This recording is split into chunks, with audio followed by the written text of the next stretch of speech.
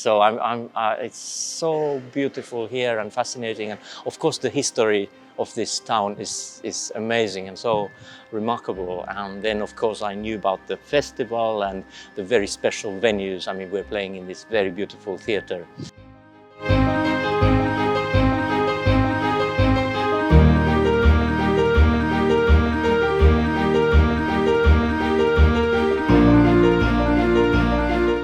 El 18º Festival de Música de Cartagena dará inicio el 5 de enero, ofreciendo una experiencia musical inigualable con una programación diversa. Un total de 24 conciertos, conferencias, exposiciones, proyecciones y actividades académicas llenarán la ciudad con la armonía de la naturaleza como telón de fondo. La Sinfonía de la Naturaleza explorará cómo la naturaleza ha sido fuente de inspiración para los grandes compositores a lo largo de la historia musical. Hablamos con Oli Mustonen, director artístico y director principal de la Orquesta Filarmónica de Turku, uno de los destacados invitados al festival. Le preguntamos sobre la importancia de tocar en una ciudad como Cartagena, que, al igual que Finlandia, comparte una conexión profunda con la naturaleza. So it's so beautiful here and fascinating, and of course the history of this town is amazing and so remarkable. And then of course I knew about the festival and the very special venues. I mean, we're playing in this very beautiful theater tomorrow. So and then I guess people living here, what is similar to Finland is that although, as you said, the nature is different because of the climate is very different, but on the other hand, somehow even people who live in the cities, somehow the wilderness is never far, and that's the same in Finland. I mean, I live myself, I'm only 35 minutes from the airport of Helsinki, but I live on a lake, and from my house closest neighbor is more than 5 minutes by car.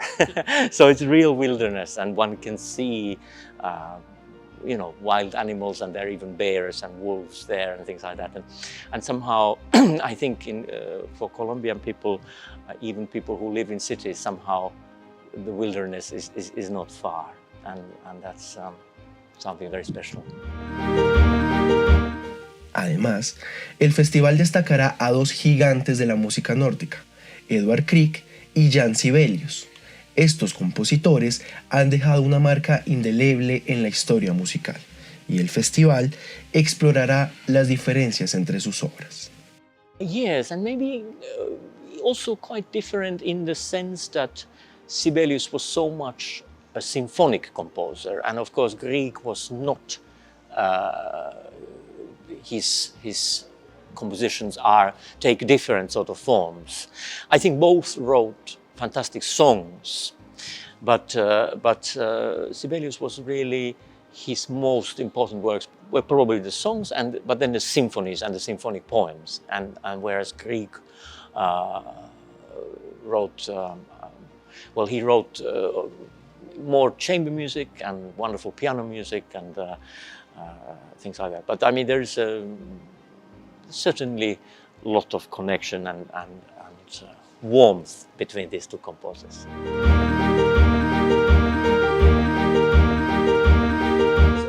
About your first solo recital, right? It's going to be Saturday. You will play 7 lyric pieces. Yeah.